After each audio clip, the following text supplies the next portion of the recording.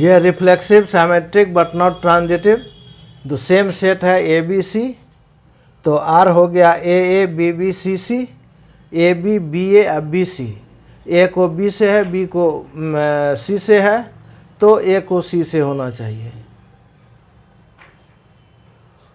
ए को बी से, बी को सी से, तो ए को सी से, ठीक है। कहीं पर भी किसी को लिखे कोई हर्ज नहीं है। ए को बी से, बी को सी से, इसीलिए ए को सी से, तो ये हो गया ट्रांजिटिव, नॉट ट्रांजिटिव। और नॉट ट्रांजिटिव लेना है ना, तो नहीं होगा, ठीक है। ए को बी से, बी को ए से, तो सिमेट्रिक हो गया। ए को बी से है, बी को सी से है, तो ए को सी से प्रेजेंट नहीं है, तो यह रिफ्लेक्सिव भी हुआ, सिमेट्रिक भी हुआ, लेकिन ट्रांजिटिव नहीं हुआ। A B B C C reflexive हो गया, A B B A transitive symmetric हो गया, A B B C, A B B C और ए सी होना चाहिए, ए सी एग्जिस्ट नहीं करता है, इसीलिए ये ट्रांजिटिव नहीं हुआ, ठीक है। चौथा रिलेशन है, क्वेश्चन है रिफ्लेक्सिव सिमेट्रिक हो, ट्रांजिटिव हो लेकिन सिमेट्रिक नहीं हो, ठीक है।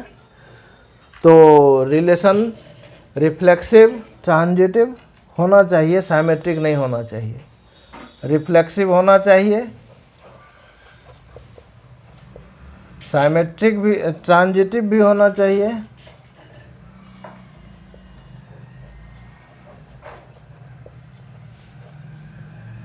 लेकिन नॉट सिमेट्रिक।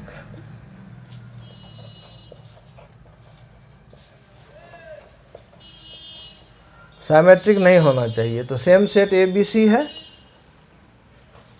तो आर हम लोग डिसाइड करते हैं रिफ्लेक्सिव होना चाहिए, तो वही ले लेते हैं, ए बी बी सी सी, इसके बाद ए बी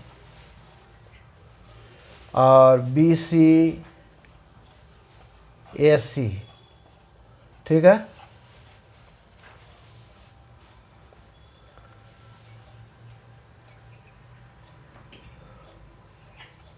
तो देखिए ये रिफ्लेक्सिव हो गया, ए को बी से, बी को सी से, ए को सी से, तो ये ट्रांजिटिव हो गया। लेकिन ए को सी बी से है, तो बी को ए प्रेजेंट नहीं है, बी को सी से है लेकिन सी को बी से प्रेजेंट नहीं है, सी को ए से, ए को सी से है लेकिन सी को ए से प्रेजेंट नहीं है, इसीलिए कहीं भी सिमेट्रिक नहीं हो रहा है, ठीक है। और क्वेश्चन नंबर 10 का लास्ट क्वेश्चन है, 5th नंबर।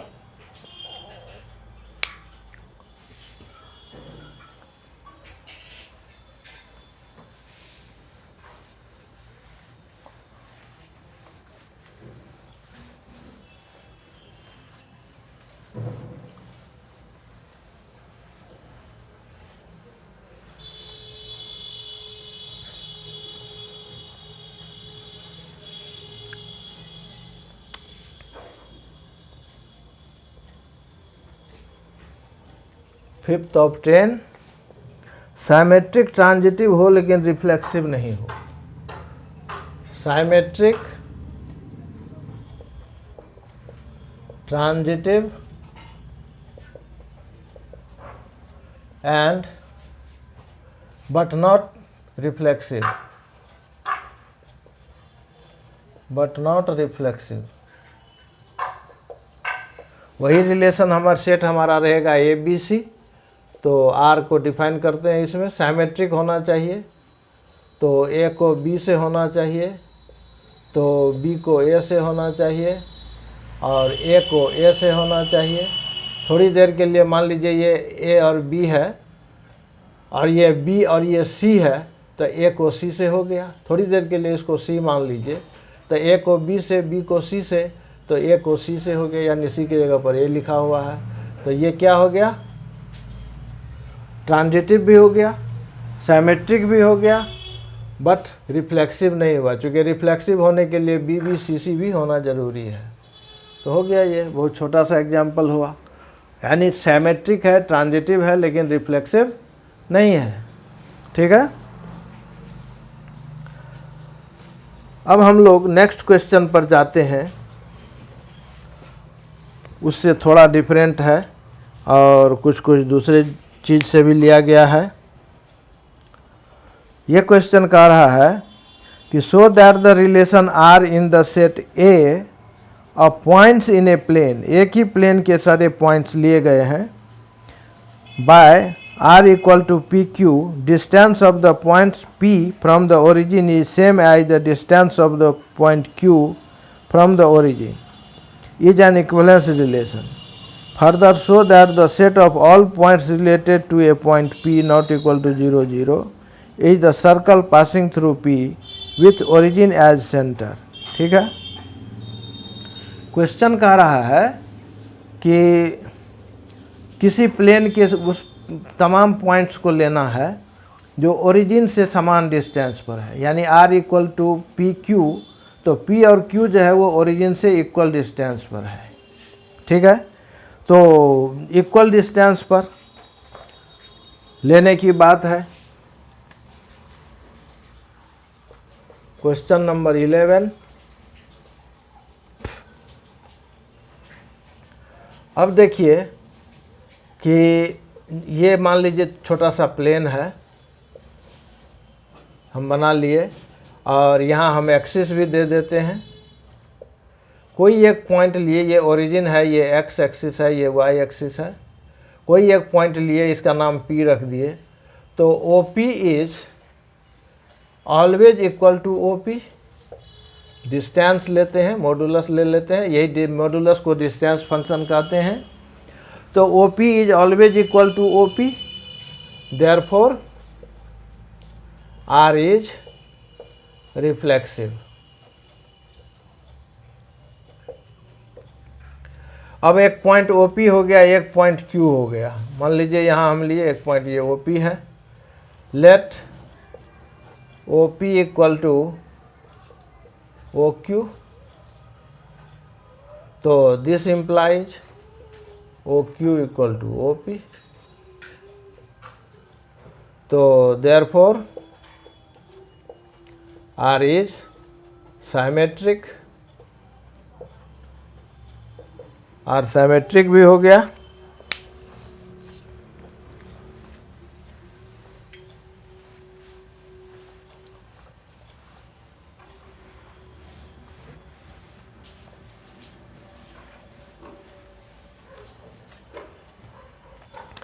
अब ट्रांजिटिव के लिए लेट एक तीसरा पॉइंट R ले लीजिए, यहाँ R ले लीजिए। R रिलेशन में है इसीलिए R को छोड़िए, या नहीं ठीक है रहने दीजिए, R ले लेते हैं। तो let OP equal to OQ and OQ equal to OR,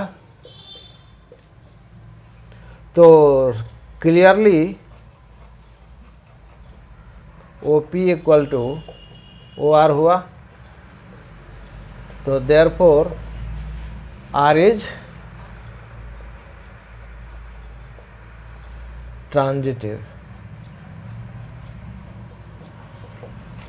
R transitive भी हो गया। अब हमको ये देखना है, कह रहा नेक्स्ट टेल जो दिया हुआ है, और चूंकि ये तीनों रिलेशन फुलफिल करता है, रिफ्लेक्सिव भी है, सिमेट्रिक भी है, ट्रांजिटिव भी है, तो R इक्विवेलेंस रिलेशन हो गया। Hence, R is an equivalence relation.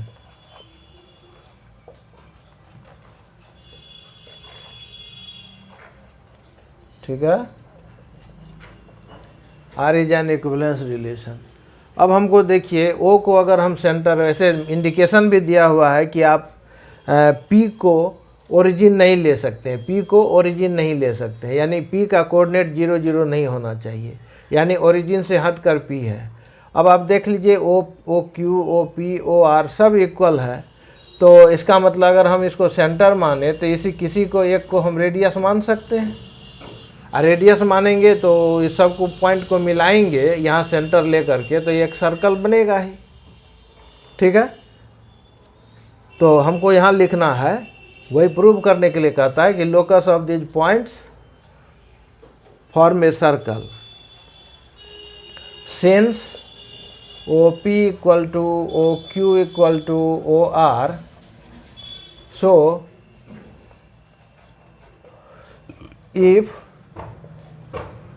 O is taken as origin, O is taken as origin and OP as radius,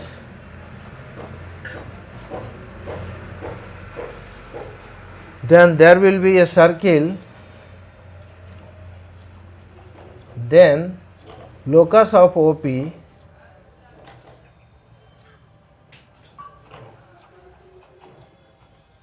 locus of such P equidistant from O, equidistant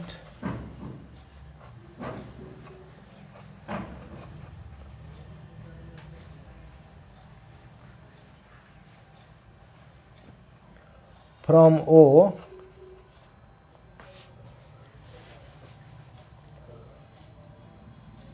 will be a circle.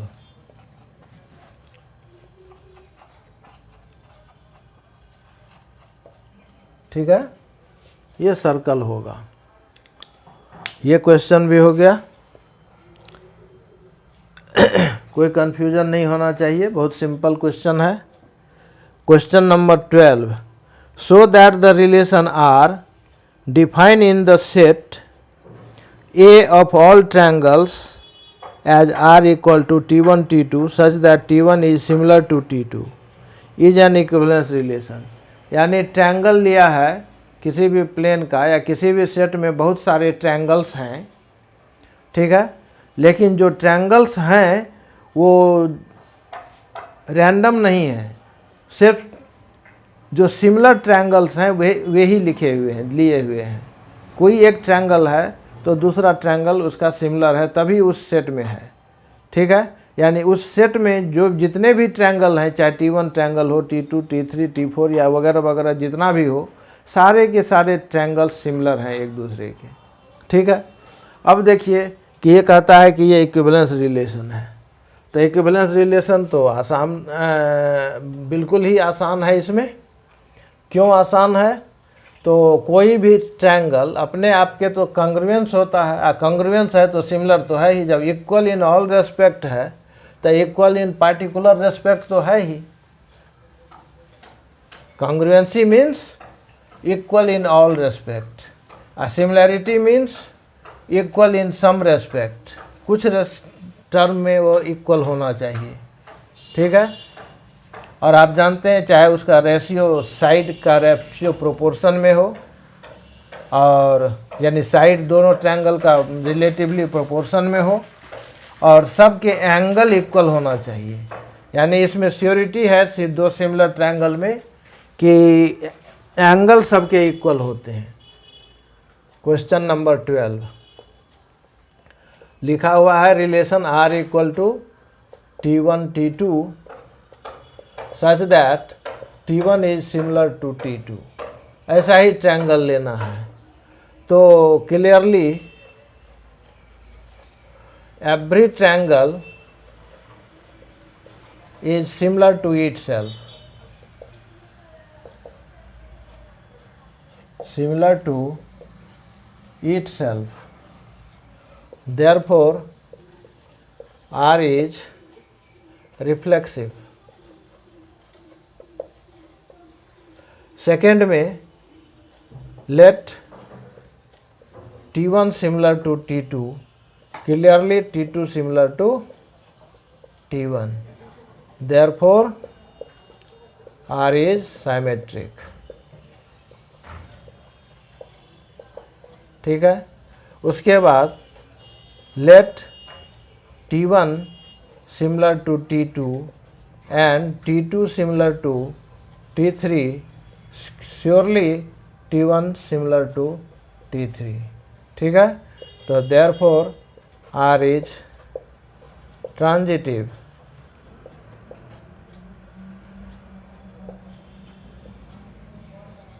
Hence R is an equivalence।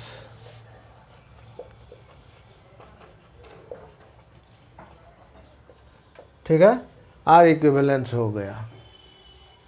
अब इसमें एक tell लिखा हुआ है कि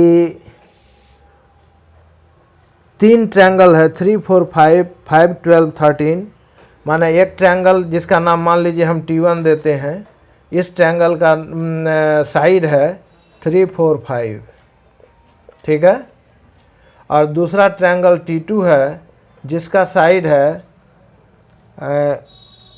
5, 12, 13, 5, 12, 13। और तीसरा triangle है T3 6, 8, 10 साइड है, इतना उसका लेंथ है। तो कहता कौन किसके सिमिलर है। तो सिमिलर ट्रायंगल में आप जानते हैं कि रेस्पेक्टिव साइड का रेशियो इक्वल होना चाहिए, यानी साइड्स प्रोपोर्शन होना चाहिए। तो T1 T3 में देखिए, कंपैरिजन कीजिए T1 एंड T3 का। तो 3/6 इक्वल टू 4/8 इक्वल टू 5/10 हो रहा है, यानी ये भी 1/2 1/2 1/2। तो देयरफॉर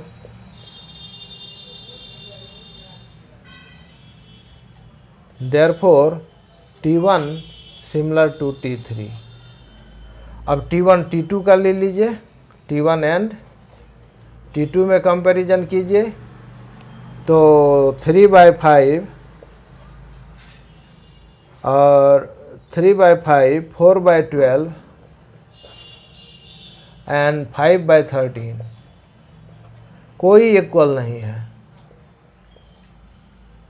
तो साइड प्रोपोर्शन में नहीं है, इसीलिए T1 therefore T1 not similar to T2।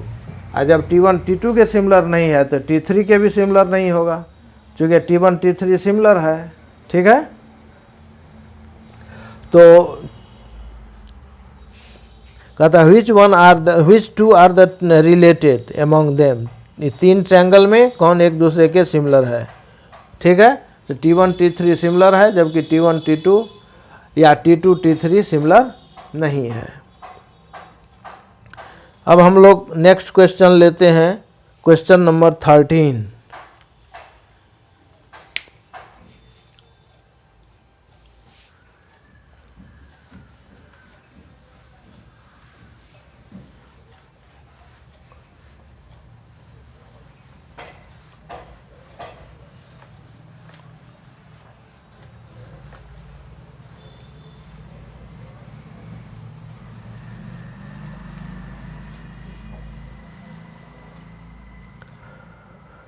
Thirteen number question में ये लिखा हुआ है, so that the relation R define in the set A of all polygons as R P1 P2 such that P1 and P2 have same number of sides. तो ये भी equivalence relation है। कोई भी एक पॉलीगॉन कोई भी एक पॉलीगॉन अपने आप के नंबर ऑफ साइड्स में इक्वल होगा ही। ठीक है, अगर एक पॉलीगॉन है मान लीजिए P1, एक दूसरा पॉलीगॉन है P2, तो P1 में जितना आर्म्स है P2 में भी उतना ही आर्म्स है, तो P2 में भी जितना आर्म्स है P1 में भी उतना ही होगा, तो सिमेट्रिक हो गया। और P1 में जितना आर्म्स है P2 में भी उतना ही है, P2 में जितना है P3 में उतना ही है, तो स्वाभाविक ही P1 और P3 में नंबर ऑफ साइड्स इक्वल हो गया। तो ये number of sides of the polygon अगर इक्वल है तो ये इक्वलिटी रिलेशन इक्विवेलेंस हो गया। ठीक है, अब कहता है what is the set of all elements in A related to the right angle triangle T with 3, 4, 5। तो यहाँ तो नंबर ऑफ साइड्स का रहा है। कोई भी ट्रायंगल, एक ट्रायंगल लिया हुआ है किसी भी तरह का, एक ट्रायंगल 3, 4, 5 स्वाभाविक है कि ये राइट ट्रायंगल है, लेकिन हमको तो यहाँ नंबर ऑफ साइड्स डिसाइड करना है। राइट ट्रायंगल या ऑब्ट्यूज ट्रायंगल या स्केलियन ट्रायंगल से कोई रिलेशन यहाँ है नहीं। रिलेशन जो क्वेश्चन कह रहा है कि P1 P2 have the same number of sides, तो कोई भी ट्रायंगल कैसा भी स्केलियन हो, चाहे इक्विलेटरल हो, चाहे आइसोसेलेस हो, चाहे ऑब्ट्यूज ट्रायंगल हो, राइट ट्रायंगल हो, या एक्यूट ट्रायंगल हो, कुछ भी ट्रायंगल हो, साइड तो 3 ही होंगे। इसीलिए जनरल किसी भी ट्रायंगल का राइट ट्रायंगल से भी कंपैरिजन यहाँ किया जा सकता है। Question number 14, let L be the set of all lines in XY plane and R be the relation in L defined as R equal to L1 L2 such that L1 is parallel to L2 so that R is an equivalence relation. Find the set of all lines related to the line y equal to 2x plus 4। थोड़ा सा coordinate geometry भी आपको test के लिए दे दिया। इसमें कह रहा है कि दो लाइन पैरेलल है तो क्या यह रिफ्लेक्सिव है। अब यहाँ पर हम लोग यहाँ कोऑर्डिनेट ज्योमेट्री से लेंगे, जब दो लाइन का स्लोप समान हो तो वह पैरेलल होता है। माने स्लोप किसको कहते हैं, एक्स एक्सिस के साथ जो एंगल बनाता है उसका टेंजेंट स्लोप कहलाता है। ठीक है, tangent of the line, tangent of the angle with the x axis of the particular line. ठीक है, किसी भी पार्टिकुलर लाइन का एक्स एक्सिस के साथ जो एंगल बनाता है उस एंगल का टेंजेंट यानी tan थीटा वो स्लोप कहलाता है। ठीक है, तो जब दो लाइन का स्लोप समान हो तो दोनों सेम एंगल बना रहा है एक्स एक्सिस के साथ, एक्स एक्सिस के साथ सेम एंगल बना रहा है तो स्वाभाविक है कि वो पैरेलल हो गया। ठीक है, यानी ऐसे भी अगर देखा जाए सेम एंगल बना रहा है, एक एक्स एक्सिस है, ये एक लाइन है, ये एक लाइन है, ये एंगल और ये एंगल इक्वल है, दोनों same line same angle of बना रहा है, ये थीटा है, ये भी थीटा है। ठीक है, आप ऐसे भी जान रहे हैं कि ये दो लाइन हो, ये ट्रांसवर्सल हो, करस्पॉन्डिंग पेयर इक्वल है, तो करस्पॉन्डिंग पेयर इक्वल हो गया तो भी लाइन पैरेलल हो गया। हम यहाँ करस्पॉन्डिंग पेयर नहीं ले रहे हैं, हम ले रहे हैं कि ये दोनों का स्लोप इक्वल है। ठीक है, ये थीटा है तो इसका स्लोप tan थीटा हो गया, इसका भी स्लोप tan थीटा हो गया, तो ये दोनों पैरेलल हो गया। तो for any line L, for any line L belonging to R, L is parallel to L. L is parallel to L itself because their slopes are the slope is always same, because the slope is always same. The slope is same.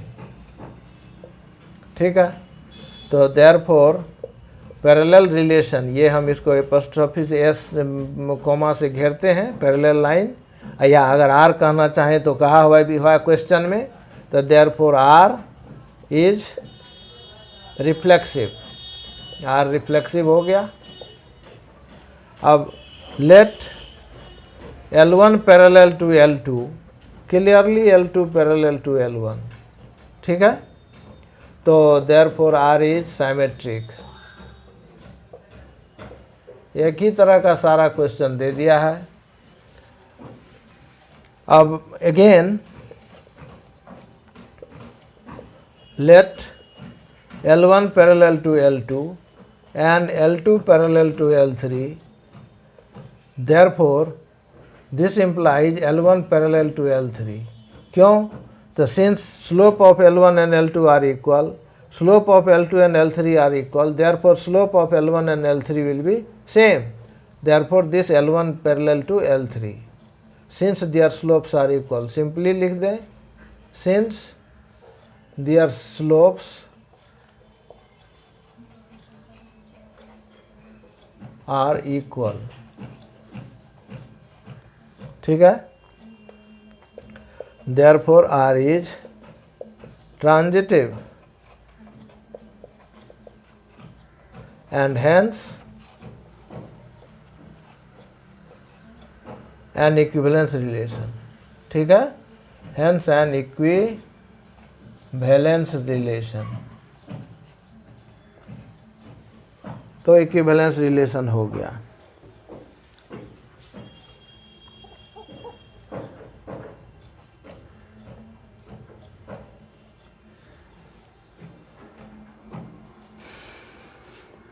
अब कहता है कि y एक line है, y equal to 2x plus 4 एक line है, tell है इसका, ठीक है।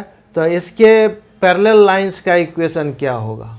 अब ये जानिए, पैरेलल लाइंस में x और y के कोफिशिएंट एंड साइन को चेंज नहीं किया जाता, सिर्फ कांस्टेंट चेंज कर देंगे। तो इसके पैरेलल लेना है तो लिख दीजिए y equal to 2x plus k, k belongs to real number r।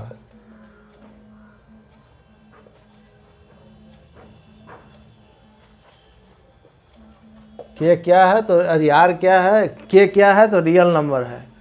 y equal to 2x plus K, जितना भी बार k बदलते जाएंगे y के पैरेलल होता चला जाएगा। चूँकि यहाँ 2 नहीं बदल सकते हैं, कांस्टेंट हो गया, तो y equal to 2x equal to 4 है, प्लस 4 है तो y equal to 2x plus k को बदलते जाएंगे, लाइन पैरेलल होता चला जाएगा, ठीक है। स्लोप इसी से बनता है, y equal to mx plus c। यहाँ भी इसका स्लोप 2 है, यहाँ भी इसका स्लोप 2 है। इसके बदलने से स्लोप नहीं बदल रहा है, ठीक है, सिर्फ पासिंग पॉइंट बदल रहा है। इसके बाद ये क्वेश्चन नंबर 15 है।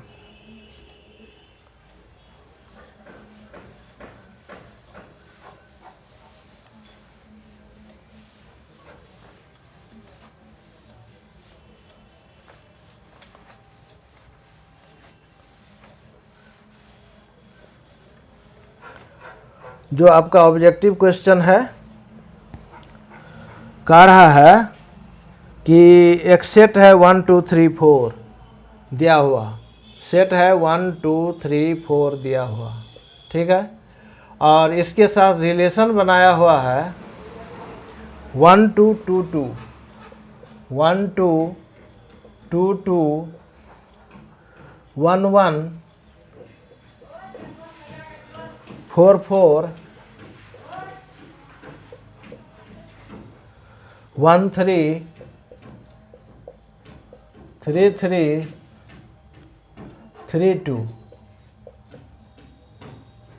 ठीक है। कहता है कौन सा relation, A B C D 4 option दिया हुआ है, कौन सा रिलेशन है ये, ठीक है। तो अब जरा देखते हैं कि इसमें 4 एलिमेंट है, 1 2 3 4, तो 1 1 है, 1 1 भी है, 2 2 भी है, 3 3 भी है और 4 4 भी है, ठीक है। 1 1 2 2 3 3 4 4, तो रिफ्लेक्सिव तो हो गया, यानी रिफ्लेक्सिव हो गया ये। अब 1 को 2 से है, लेकिन 2 को 1 से कहीं है, कहीं नहीं है। 1 को 2 से ज़्यादा टेस्ट करने की आवश्यकता नहीं, 1 को 2 से है, लेकिन 2 को 1 से रिलेशन नहीं है, यानी इस तरह से नहीं लिखा हुआ, 2 1 कहीं लिखा हुआ नहीं है। तो जब नहीं है तो ये साइमेट्रिक नहीं हुआ, दिस इज नॉट साइमेट्रिक, ठीक है। अब रहा ट्रांजिटिव का, 1 को 2 से है, 2 को 2 से है तो 1 को 2 से है, ठीक है। अब देखिए 1 को 3 से है, 3 को 2 से है तो 1 को 2 से है कि नहीं। 1 को 3 से है, 3 को 2 से है, तब 3 को माइनस कीजिए, 1 को 2 से है, तो ये ट्रांजिटिव भी हो गया, ठीक है, ट्रांजिटिव हो गया। तो जब ट्रांजिटिव हो गया तो क्या सब हुआ, रिफ्लेक्सिव और ट्रांजिटिव हुआ, लेकिन साइमेट्रिक नहीं हुआ। तो आंसर क्या हो गया, R is reflexive transitive but not symmetric, option number B, option number B हमारा सॉल्यूशन हुआ, ठीक है। अब इसके बाद कहता है, लास्ट क्वेश्चन है इस एक्सरसाइज का, क्वेश्चन नंबर 16, ये था क्वेश्चन नंबर 15, ठीक है। क्वेश्चन नंबर 16 कह रहा है कि आर दिया हुआ है on the set R be the relation on the set N given by, N का मतलब नेचुरल नंबर होना चाहिए। R is given that A B such that A minus B A equal to B minus two, A equal to B minus two, B greater than 6। ए का value कितना होना चाहिए, B से 2 छोटा होना चाहिए, और बी का वैल्यू 6 नहीं 6 से बड़ा होना चाहिए। तो अब सेकेंड एलिमेंट आपको यहाँ ए बी लेना है, तो सेकेंड एलिमेंट बी और भी 6 से बड़ा होना चाहिए। तो ऑप्शन देखिए कौन सा है, तो पहला और कैंसिल हो गया, दूसरा में है, तीसरा में है, चौथा में है। लेकिन चौथा में यानी डी में क्या है कि ए छोटा होना चाहिए, ए इज बी माइनस टू, तो यहाँ ए तो बी प्लस 1 हो गया, तो चौथा भी छट गया, अब बच गया तीसरा। डिफरेंस सिर्फ 2 का है, यहाँ 3 और 8 में 5 का डिफरेंस है, लेकिन 6 और 8 में 2 का डिफरेंस है, यानी कि 6 इक्वल टू 8 माइनस 2 हो गया। ए का वैल्यू 6 है, ए का वैल्यू 6 हो सकता है, लेकिन बी का वैल्यू नहीं हो सकता, तो बी का वैल्यू 8 हुआ, 8 माइनस 2 6 होता है, और 6 8 बिलोंग्स करता है, ठीक है, 6 8 है। तो आंसर ऑप्शन नंबर हमारा सी हो गया, आंसर ऑप्शन नंबर सी सही है, बाकी सब सही नहीं है, ठीक है। अब हम लोग कल टाइप्स ऑफ फंक्शंस देखेंगे नेक्स्ट वीडियो में, और इसको थोड़ा हम पीछे से भी रिकॉल करेंगे ताकि आपको किसी तरह का कोई कन्फ्यूज़न नहीं रह जाए, ठीक है। तो मेरा जो आपसे रिक्वेस्ट है कि सब्सक्राइब कीजिए, व्यू कीजिए और शेयर कीजिए, और अगर सब्सक्राइब्ड है आपके लिए तो बार बार व्यू कीजिए जितना संभव हो सके, और हो सकता है कि मुझसे भी कोई गलती हुई हो तो आप मुझे कमेंट सेक्शन में जाएं और हमें बताएं, तो हमें खुशी होगी, ठीक है, हमको सुधरने का मौका आप देंगे, ठीक है। Okay, thank you for the day.